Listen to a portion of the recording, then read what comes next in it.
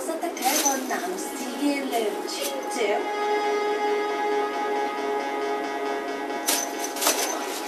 話說呢幾日大家都學識咗一種新嘅品種嘅生物啦，就係福鱷啊！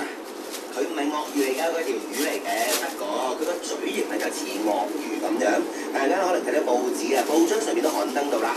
咁啊，其實咧好多人咧就將佢呢啲叫福鱷好細條買翻屋企，就喺魚缸裏邊養到大咗之後，突然間死啦！咁大條點算咧？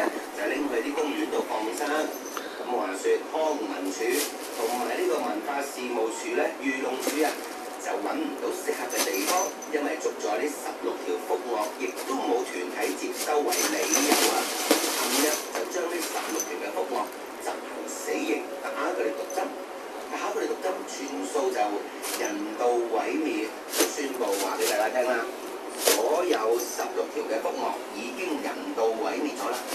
成件事可以讚康文署處理得快，古怪處理得殘忍啊！世界上地球上唔係淨係得人類生存嘅啫，好多唔同物種、唔同品種都會生存喺地球上邊。可能我村長啊梁思浩特別愛動物啦，我覺得咁難得先將呢啲福鱷養到咁大條，係唔係香港列一笪地方開個福鱷？將呢16條或者甚至嚟緊捉到嘅繼續捉到嘅福鱷養喺嗰個池裏邊，教育我哋下一代嗱，呢種這種品種好難先養到咁大條㗎。嗱，有1米2米，繼續俾佢哋嗰個生活生存，教育我哋下一代點樣去珍惜自己地球上面嘅每一種生物同動物啊！我覺得未嘗不可啊！我又唔信香港真係冇一個公園可以接收到呢16條嘅福鱷。話俾大家聽，有危險㗎，唔好行埋去啊！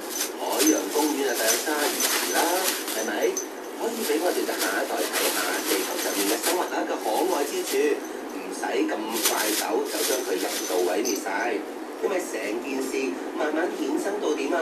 有人再買咗呢啲福鱷嘅話，到放生佢哋唔放喺公園咯，放喺啲溪間啊、河邊啊咁樣，隨時啲小朋友落到去啲河邊嗰度浸對腳仔嗰陣時，就會俾福鱷咬到啊！處理事可以其實諗多一步嘅，揾笪地方將呢啲福鱷養起佢，都未嘗不可。